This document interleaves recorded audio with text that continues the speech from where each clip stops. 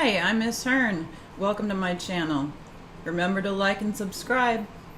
We're graphing, but instead of using XY coordinates or rectangular coordinates, we're going to use what are called polar coordinates. So what does that mean? In the XY coordinate system, we know that every point has a unique pair of coordinates corresponding to the X value below and the Y value to the side on the X and Y axis. Every single point in the plane has a unique pair of numbers that designate that point. But that's not the only way to divide a plane. So another way is for every single point to look at the distance from the origin to that point and the angle from the x-axis to that point. So for example, if this happens to be the angle pi over 4, and if these circles are of radius 1, 2, 3, 4, 5 going out, how far is that point from the pole? That's what we call the origin, the pole. How far is that from the origin? It's lying on a circle of radius 3, so it's 3 units away. So we could describe this point by saying that it's 3 units away from the pole, and it's on the terminal side of pi over 4. And that would be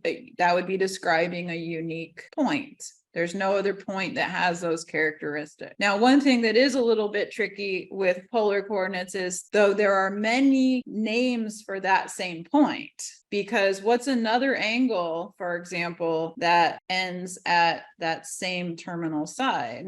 If we go around a whole 2 pi, then more, what's 2 pi plus pi over 4 going to be? 2 pi plus pi over 4 is going to be 8 pi over 4 plus pi over 4 is 9 pi over 4. So, and I could also call this 3 comma 9 pi over 4. There's a lot of other ways to name it, which we'll go over next time. But what we're going to be focusing on is what if this point is also a point XY? How can I figure out what its XY coordinates are if I have what we call R theta coordinates, polar coordinates? And how can we go back and forth between polar coordinates and rectangular coordinates? We'll be just using all of our knowledge of the angles that we've been talking about this whole time. Well, cosine of theta is equal to X over R. Do you remember that formula? So if you rearrange that, X is always going to be R times the cosine of theta. And sine of theta was equal to Y over R. So Y is always going to be R times the sine of theta. So that's going to allow us to go back and forth between R's and thetas and X's and Y's. All right, so we'll do that next time. I hope you found this video helpful. If you did, please give it a thumbs up. That will help other students to find the video. You can also subscribe to my channel, Miss Hearn Mathematics, for more math videos.